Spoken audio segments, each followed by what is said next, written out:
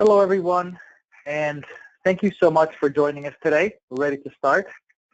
We have a hot topic for our webinar today on 5 ways to reactivate your old leads presented by Bridgeline Digital. First off, allow me to introduce myself. My name is Alex Combos. I'm the SVP of Marketing and Growth here at Bridgeline. I'll be your host today alongside with Amanda Nadar, our VP of Client Success. Thanks, Alex. I'm excited to have the opportunity to discuss this very hot topic. I'd also like to remind everyone, if you have questions throughout the presentation, please enter them into the question box and we'll address them at the very end. With that said, Alex, you want to take it away? Sure. So here's a look at the topics that we'll be covering today. First, we'll start off with the root of the problem with inactive leads or email subscribers. We need to really understand where it all begins. Then we'll dive into the 5 steps one by one and give specific examples of how companies have been successful in reactivating leads, customers, prospects, email subscribers. Most of these methodologies apply to both B2C and B2B. Lastly, we'll leave you with some key takeaways before we finish up with Q&A. How does that sound, Amanda? That sounds great. Okay, great. So let's start with a simple statistic. According to a study, over 25% of email addresses in company databases were classified as inactive. Oh, really? That's interesting. How do you actually classify inactive? So they're referring to email accounts that haven't shown activity in 30 days or more. These people have raised their hand in the past, showing interest, purchasing a product, downloading an asset, or otherwise really engaging with the brand, but have since gone dark. You know, that's actually a really important distinction to make, Alex.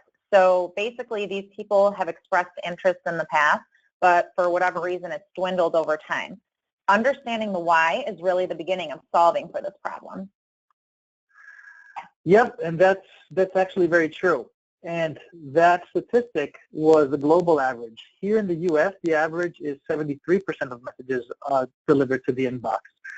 And that has actually increased because at the beginning of 2016, the inbox placement was below 70%. That's a really significant number, Alex. So basically more than 25% of your audience isn't even receiving the message? Yep, that's right. So email best practice rules, regulations, and healthy IPs are making it that much more difficult for marketers to be effective today.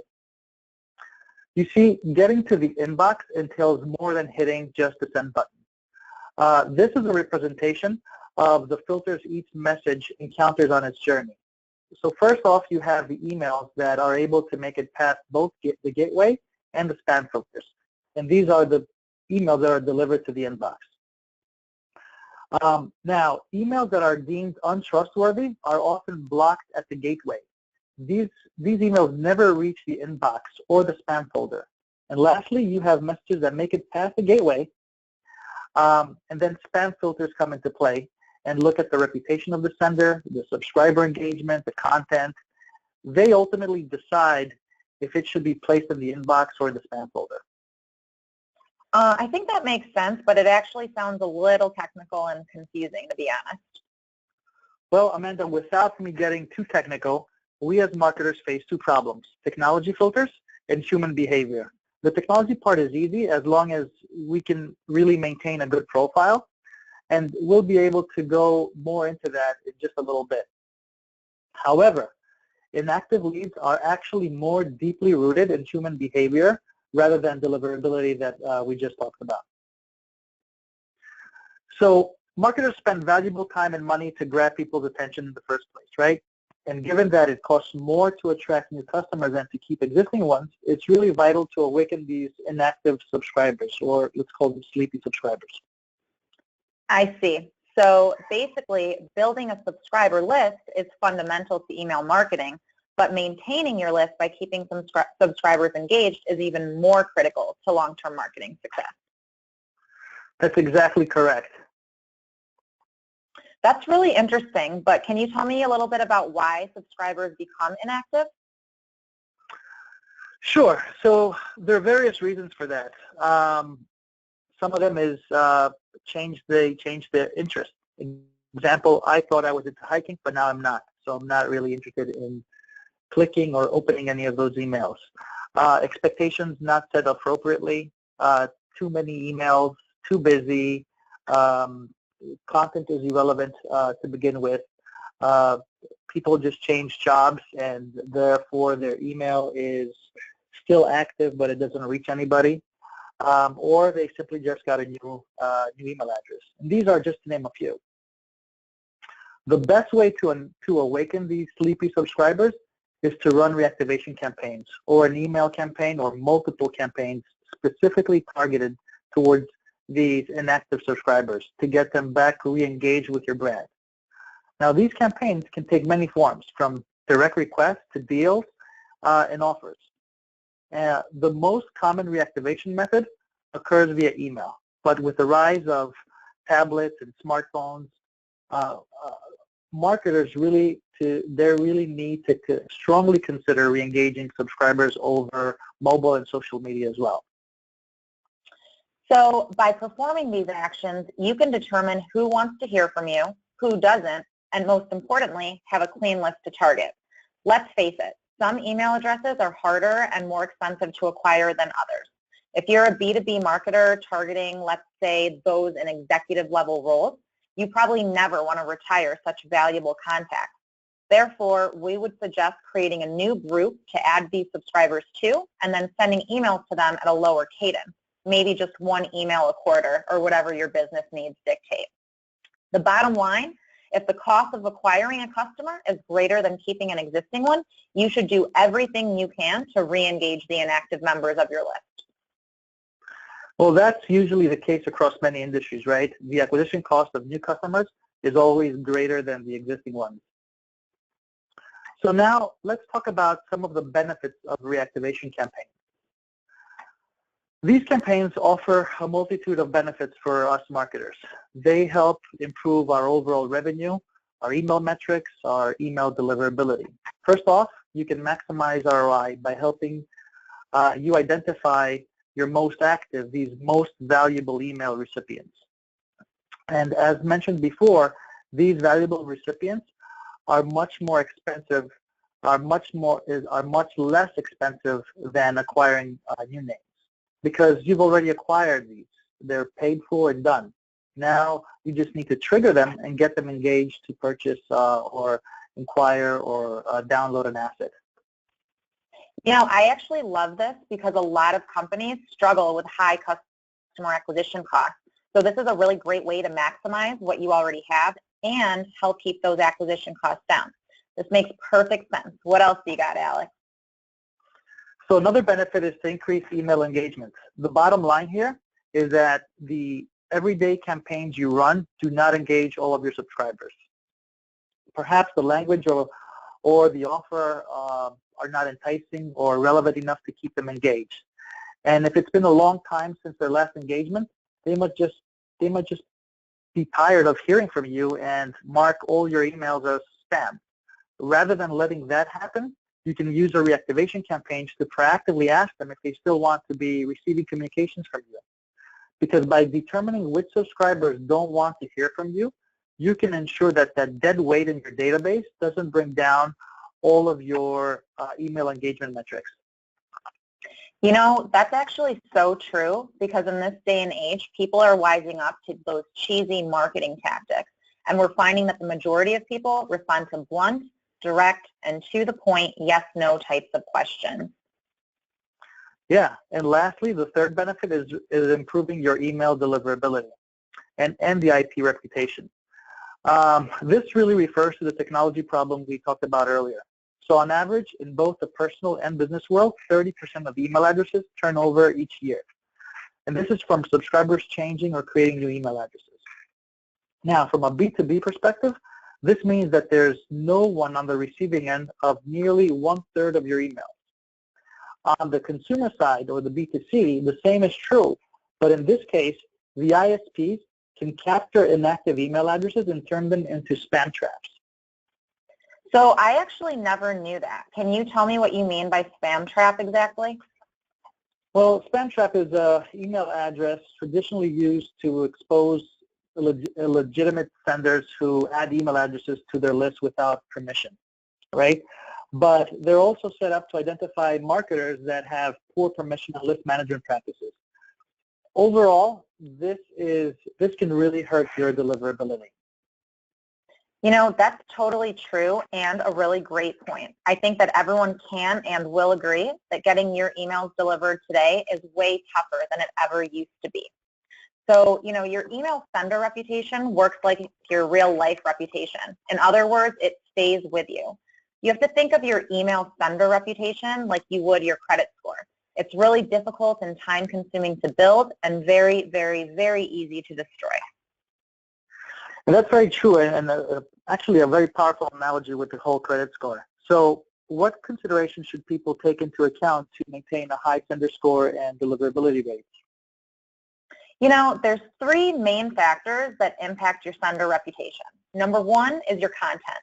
So what you put in the body of your email really matters and impacts your reputation and your deliverability. So anything like spam-like content or headlines or images would go against that. Your image-to-text ratio plays a role as well. The industry standard is 40 to 60. Also, your links. If you link to other domains that have low reputations, their reputation is going to reflect poorly upon you. It's the basic principle of guilty by association. Two would be your server or your email service provider. So think of an email service provider as the engine behind the marketing emails you send. An ESP is not Gmail, Yahoo, or Outlook.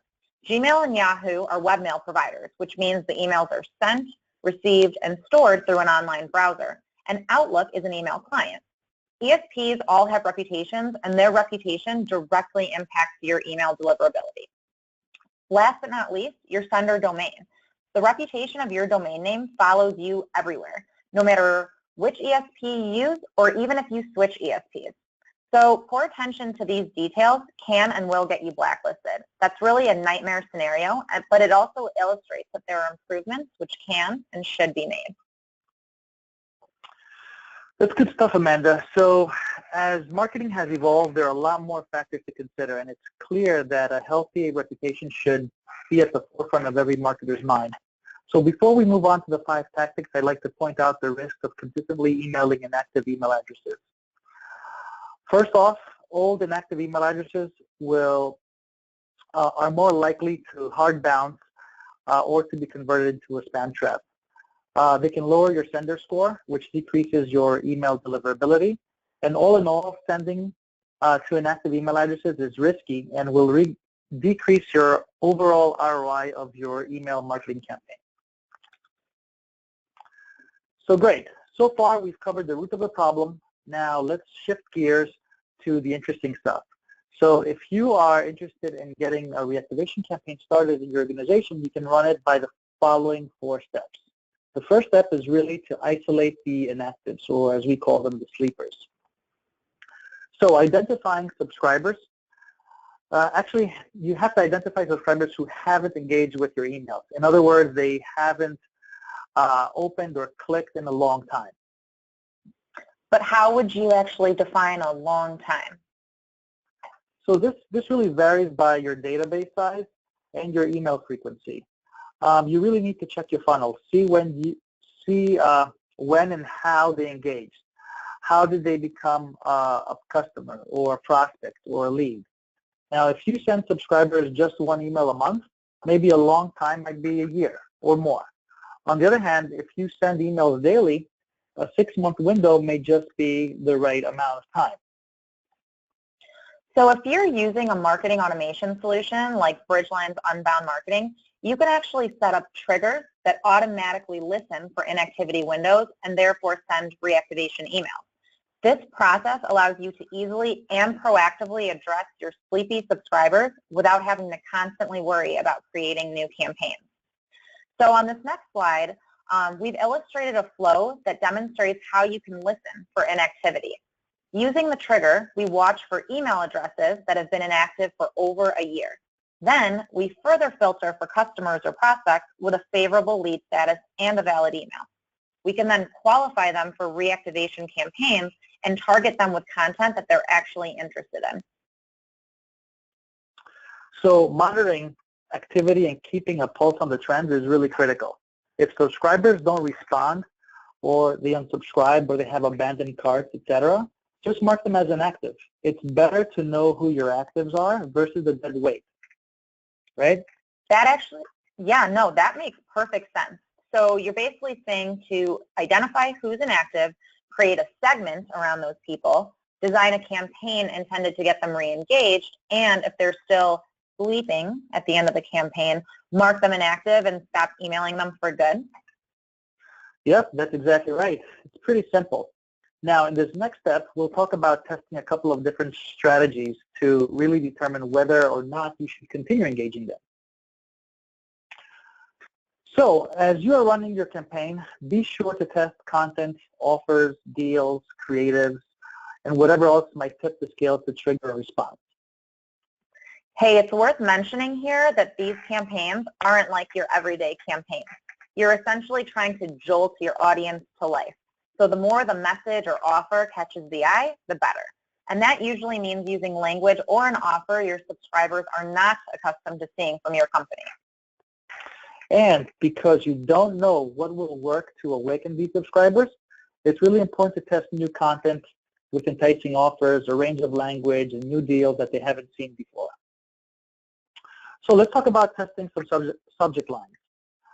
You need to be different. You need to get more emotional, be more human. So here are 3 subject lines that I'm sure all of us have come across at some point or another. So, we miss you and we want you to see what's new. This really appeals without forcing you to offer incentives for their inactivity. Another one is, we have a confession and an offer you won't want to miss. That's really apologizing for not reaching out to them in a while. You give special attention, but you also offer a limited time incentive. And lastly, we hate spam too. Let us know if you want to stay on our list. So psychologically, people don't want to go through the trouble of unsubscribing. So being blunt can actually be effective. This is really straightforward. It gets to the point very, very fast. Let them know if they do not opt in by a specific date, they actually will be removed automatically. You know, that's actually more of my style personally, but remember, keep your word. Actually remove them if you don't receive an answer. So, actually, Amanda, this may surprise you, but the most effective language in reactivation campaigns is wording usually associated with dating, right? So, in fact, the best subject lines include is miss you. Maybe that's because you'd never expect dating language like let's stay together, or it's been a while, or we miss you, delivered from a company trying to sell you something. Usually this language is personal, makes subscribers feel they're truly valued and missed by you, and that really helps them build trust and a strong association with your brand. So I like all of this because it directly ties back to the concept of being direct. Again, in this day and age, all of the data points to being direct as one of the most effective means of communication. One of the most common objections people encounter from their prospects is, I don't have time. By being straightforward, time is saved, and you can quickly determine that you would be better served investing time, energy, and resources elsewhere. And P.S., for anyone wondering, these same rules apply to dating as well. Great. So you have a point. So here are some examples of a reactivation email from Paul Mitchell and a fashion retailer using the phrase, we hate goodbyes, right? The hate goodbyes headline feels approachable and friendly and makes you wonder, do I really want to do this? You could say it feels like an old friend reaching out to catch up rather than a business trying to sell you something. Yet, they are still selling. They're still offering a 20% discount to verify the subscription. And this is really a terrific way to awake these sleepy customers or subscribers or leads and get them back on the fast track to some type of engagement and hopefully a purchase. Also, You'll find this extremely interesting, Amanda, because I know you actually like to shop. So subject lines include a discount in the form of an exact dollar amount are twice as successful as the ones that have a percentage. So consider starting off your email with a miss you and an incentive like Chico's did here in their email, offering a $25 off your next purchase, not 25% off, $25 off. So bottom line, including the discount amount in the subject line makes your offer highly visible in your subscribers' inboxes, prompting them to open rather than just ignore as they scan through the rest of the emails. So here's a good example of a relationship reminder from Starbucks. As you send out reactivation emails, be sure to reference prior engagements, purchases, and other data so subscribers recall the relationship with your company. And they can also see that you care about them and that you have it together. In other words, don't just say we miss you and nothing else, or just offer an incentive. Add some context to your message, like it's been a while since we've heard from you since you purchased X, Y, and Z. How have you been? That's actually a really excellent point, because when I get these types of emails, I usually remember if I had a good experience or if it was a good product, and then I make more impulse decisions. It actually also depends on the time of day that I receive the email as well. So check out the different offers and language here from Fabric. They're trying to identify which one resonates more. Whatever you choose, it's important to test your reactivation campaign to determine what resonates with your Sleepy subscribers and pinpoint the most effective and the preferred channels. Try reaching out to customers across a wide variety of channels and then engage with them in the ones that have responded the best and the ones that are most cost effective for you. For example, run an ad campaign targeting customers or prospects who don't respond to email. Now, if your ad doesn't get much traction, explore another channel. It's pretty simple. But like Alex mentioned, you should set goals at the start of your reactivation campaigns, and if leads are not re-engaged within a certain period of time or after a certain number of attempts, all of which should be predetermined by you, do not be afraid to stop chasing them and start replacing them. I think we can all agree that in marketing, there's rarely, if ever, a one-and-done cadence of communications. Ideal as that may be, it's not realistic. In this next segment, we'll talk about the long-term vision of your campaigns to maximize overall effectiveness.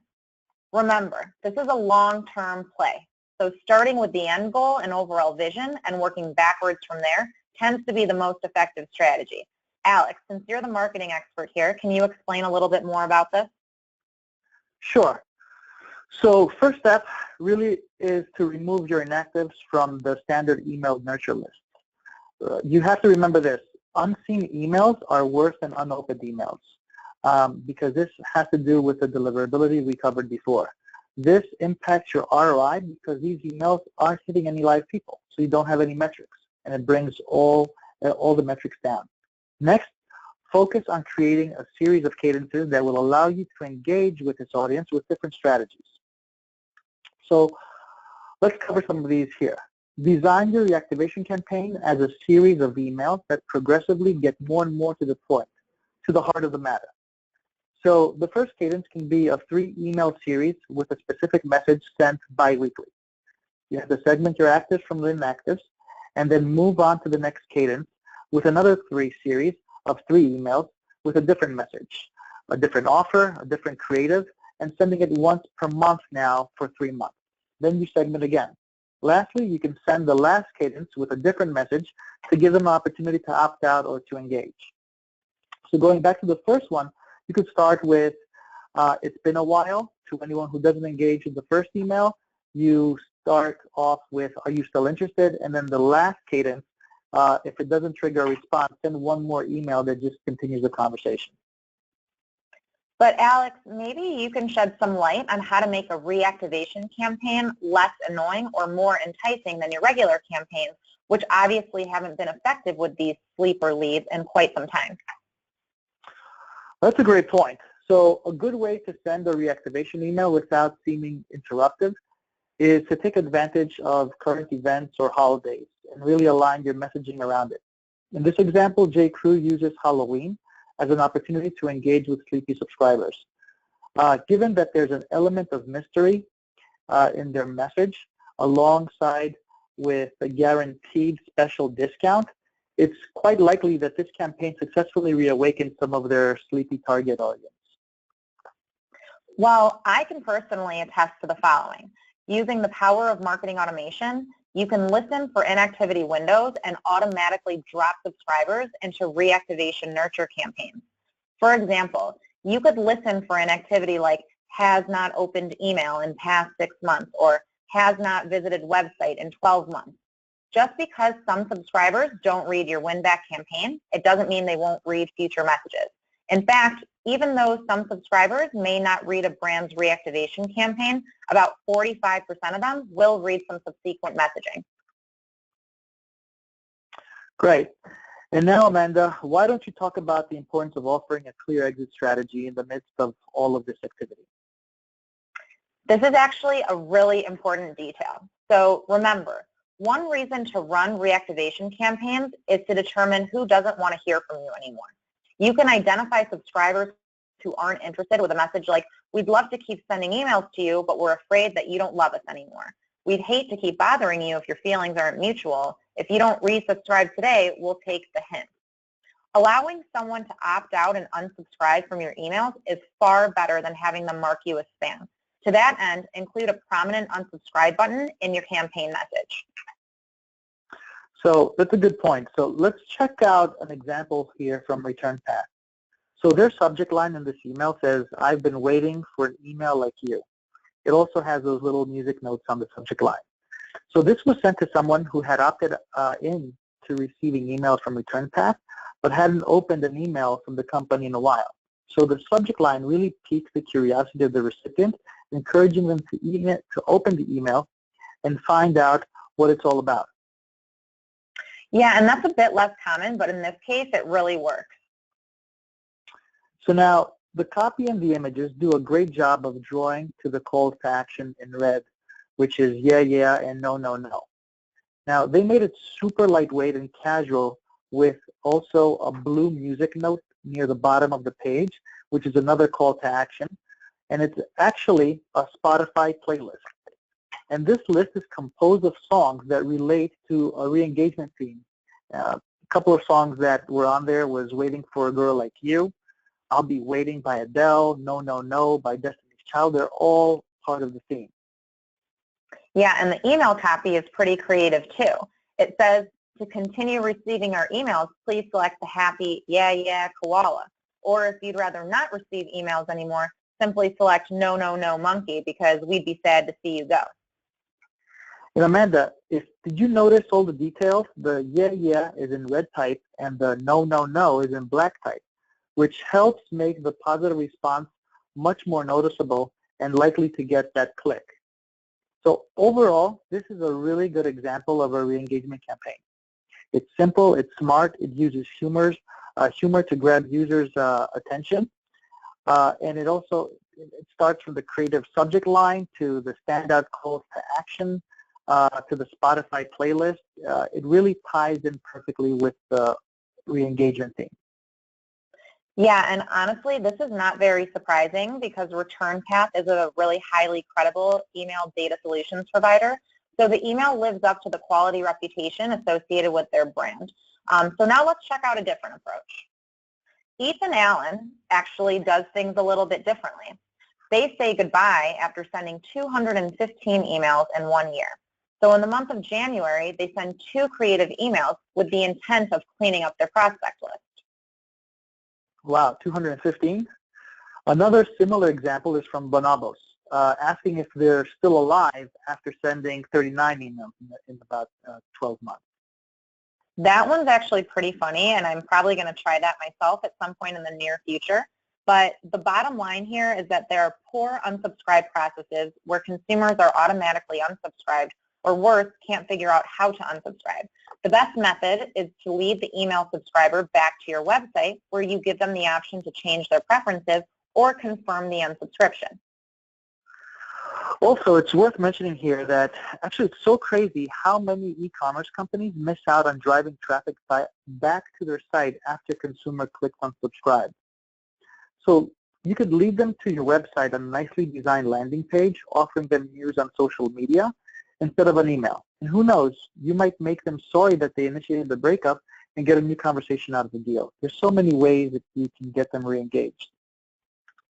And as with anything, what good is all of this work and activity if you can't refer back to the specifics and measure the success or lack thereof of all of your different campaigns? So that's a good point. A lot of people don't have a good or easy way to refer back to all of this info. So when it comes to reactivation campaigns, you must first establish your goals, then implement your plan, and then measure your results. Totally. So we've sprinkled this messaging into this presentation pretty consistently from the beginning, but now we're going to get a little more specific with this info, starting with step 1. Great. So the first one is really establishing your goals. The goals of your reactivation campaign will depend on your unique business needs. Make a best effort to determine these up front and ask yourself, how many people do I want to engage? How many email addresses do I want to scrub? What percentage would I like to increase my email deliverability, my email metrics, my revenue, etc.? Right, and these are just a few of many considerations. As Alex mentioned, they're going to vary from business to business, and you should work backwards on your campaign design from the establishment of your goals. Next comes implementation, right? You have to define engagement and inactivity. Determine messaging, offer, storyline, and the cadence that we talked about. What can you do with an advanced marketing automation system like Unbound, for example? The best marketing automation systems will support just about anything you can dream up. It's simply by allowing you to create and define the field. For example, you could create a field for a last engagement date and indicate that this field should be populated by any noteworthy activity, whether that could be a form that was completed online, an email that was opened, a coupon that was downloaded, or a coupon that was tried, abandoned cart, etc. You could then apply the last engagement date to every email in your database. Along with this, you could indicate that subscribers should be automatically dropped into your reactivation campaigns when they have failed to engage with a predetermined time frame. Let's say it could be 6 months, it could be 9 months, it could be 12 months. You know, it is literally amazing the things that we can accomplish with technology today. I don't actually understand how people ever managed these things before automation, and how so many people are still not taking advantage of automation. If you're someone who has not yet considered automation for their business, please, for your own benefit, check out some product demos. I guarantee your mind will be blown away, and if not, you can feel free to email me any insults that you see fit. Okay, so moving on to the last piece, which is measuring results. You should measure the results of your reactivation campaign through a slightly different lens. In this case, re-engagement, it's not an immediate purchase, and you should be you should acknowledge the success metric. Getting a sleepy subscriber to purchase takes time, and especially if this subscriber who's just getting to know you again. So all this needs the proper time and strategy. Yes, and also you're going to start to look at unsubscribes as a good thing. If recipients are unsubscribing from your emails, they genuinely don't want to hear from you anymore. It's way better that they leave than that they mark you as a spammer. So in summary, these 5 re-engagement steps are: identify these inactive, sleepy subscribers or leads or customers or users. Second is test the email subject, the content, the offers. Set a long-term plan of engagement, not just a one-off. Give your subscribers a way out and for them to unsubscribe, and then track and measure appropriately for the right goals. This should be a top priority for really any organization. Right. So that wraps up. Wait, Alex. Sorry, man, you want to say something? Yes, I just want to check out some of the questions that came in. There's actually quite a lot in the feed, so I'll choose like 2 or 3, and then we'll try to respond to the rest via email. So we appreciate all of your questions. We'll start with the top. Number 1, how important is urgency in an offer? You want to take that one, Alex? Yeah, I think I can answer this. So urgency is so effective because it plays on the power of loss aversion, right? And this is like psychological tendency for us humans to want to avoid a loss, even at the expense of seeking greater gain. So when we see that an offer expires in 24 hours, we think, what if I miss out and regret this decision? If all else fails and your lead is not responding to the marketing efforts, you might want to consider using a time-sensitive offer as a last attempt to re-engage them. With marketing automation, you can kind of fully automate all of these offers. For example, if after 5 contact attempts the lead is still not responding, you could schedule one last campaign offering a compelling time-limited offer to kind of spark their interest. I don't know if that answers your question. Yeah, no, I think that sounds like a good answer. And if the user has further questions after that, just feel free to email us. So next one, what are the best types of content to re-engage a B2B audience? Well, this is simple. I could take this again. So for B2B lead nurturing, so these sequences work by playing the long game. By drip feeding your content to leads over the long term, you can slowly resolve their objections and really educate them on the benefits of your service. Now, how you nurture your leads really depends on your business. It really depends if this is B2B, if it's B2C, and what kind of business overall. In most sequences, however, will typically make a use of combination of articles and webinars, and videos, and other educational content that really build trust to turn these, quote unquote, let's call them cold leads, into warm ones, or warm leads into hot ones. Okay. We're over on time, so I'm going to pick one more question, and again, we'll get to the rest via email. So we'll wrap up on this note, but Alex, I think you should also take this one. How can we use social retargeting in conjunction with reactivation campaigns? Okay, so this is really powerful, and you need to launch a retargeting campaign in parallel with a reactivation campaign. So it's actually quite complex. Maybe if I use an example.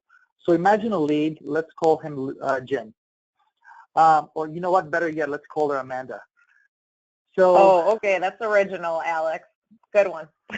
Okay, so let's say Amanda downloads a report from your website in the morning, but she's pulled into a meeting 5 minutes later, and then when she comes back, she has a deadline and she forgets about your company's report. When she goes back, she sees that there are all these unopened emails, and she really archives the email without really reading it, right? So you lost that opportunity. But at some point when Amanda will quickly check Facebook, in her timeline, if there's a Facebook ad from your company, really encouraging her to remind her about a product or reschedule something, this will also be a reminder for her, and she will remember that she got an email from you, and she's either going to go back to her email and see that report, or she's just simply going to click on the call to action from the retargeting campaign. So all this is really simplified, but it really illustrates the power of retargeting in reducing the distracted leads is the best way to talk about it. So despite having been around, retargeting has been around for so many years. It's more powerful than ever today thanks to CRM and behavioral insights offered by these by marketing automation platforms like Unbound. Anyway, I overcomplicated a simple example, but I hope this kind of proves the point. Yes, and again, if anyone has any additional questions, we unfortunately couldn't get to everything, but we will respond to everything via email. That is all the time we have. We really, really appreciate the time that you've spent with us today. And if you have any additional questions or want a copy of this presentation, please just email us at marketing@bridgeline.com, or you can contact Alex or myself directly. Thank you so much, and everyone have a wonderful day. Thank you, everybody. Thank you very much.